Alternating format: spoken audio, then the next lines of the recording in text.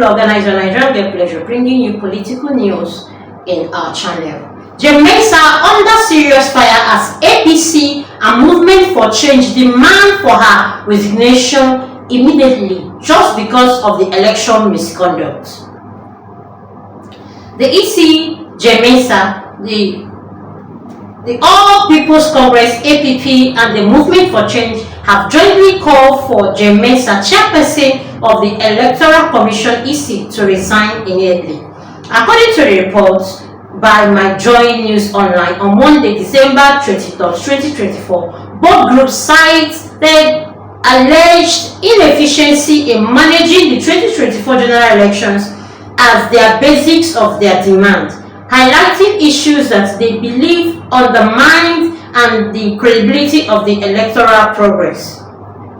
AYEHU, the APC's presidential candidate, criticized the delays in collecting and announcing election results, calling them unacceptable and a major setback for Ghana's democracy. And speaking through an interview with the Channel 1 TV, AYEHU expressed frustration over what he described as avoidably inefficiency, and the Movement for the Change echoed those sentiments with its Deputy Director for Policy, JOYNEWS, asserting that the EC's action failed to inspire public confidence. Thereby, they've actually given the ultimatum that she must resign immediately for not being consistent and for the way the election was just being handled. That means she's not capable and not suitable for the seat anymore.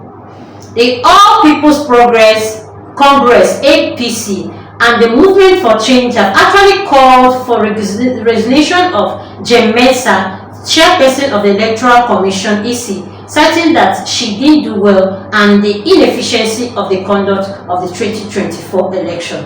In a joint statement, the group highlighted delays in collection and announcement of results as a major concern, stressing the need for urgent reforms to restore public confidence in Ghana's electoral election. We don't really know how well this is going to be, but this is actually coming from a well-known body in Ghana. AYEHU described the situation. The APC's presidential candidate, expressed disappointment with the EC's performance, particularly delays in finalizing the election results.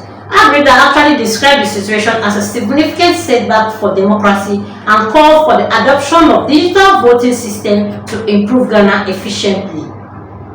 2 days after the election, some constituency and regions were still counting votes. They have actually laid their concern, coming out to say that this is not what is supposed to be because it is not going to help Ghana. Now they are calling for electronic voting, which will actually enable everybody to vote confidently in the comfort of their home or anywhere they are.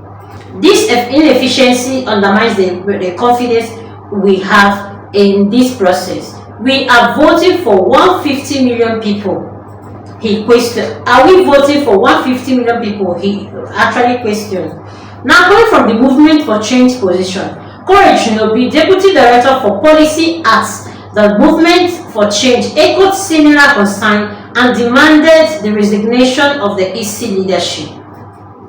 He argued that the Commission's handling of these elections had eroded public trust, and the EC has not conducted itself in a manner that inspires confidence. The Commissioner should voluntarily step down after declaring the election to allow for results, to allow for a complete reinvention of the situation, no be stated.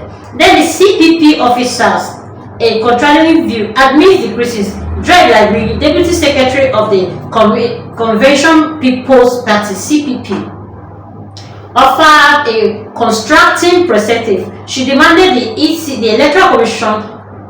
She commended the Electoral Commission for conducting what she described as a largely peaceful and well-organized election, praising their efforts to uphold Ghana's democratic progress. Whoa.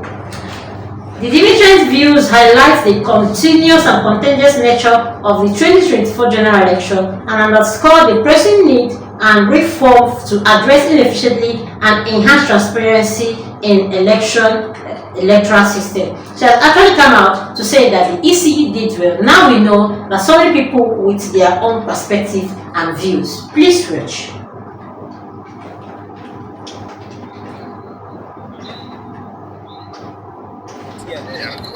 I mean, it has been wonderful, massive, yeah. But then it's been a lot of like preparations for the. This year is basically my preparation into next year because 2025 is gonna be crazy. Yeah, I would drop 2 million things. People would tire for this country, I tell you. Yeah. I don't ask, like, so far we're going into like a new year with a new government. This country has been through a lot of stuff. What advice would you give Kenyans? I mean, just take your time. I believe always we say, like, the matter the government with the power, no government if you change your life.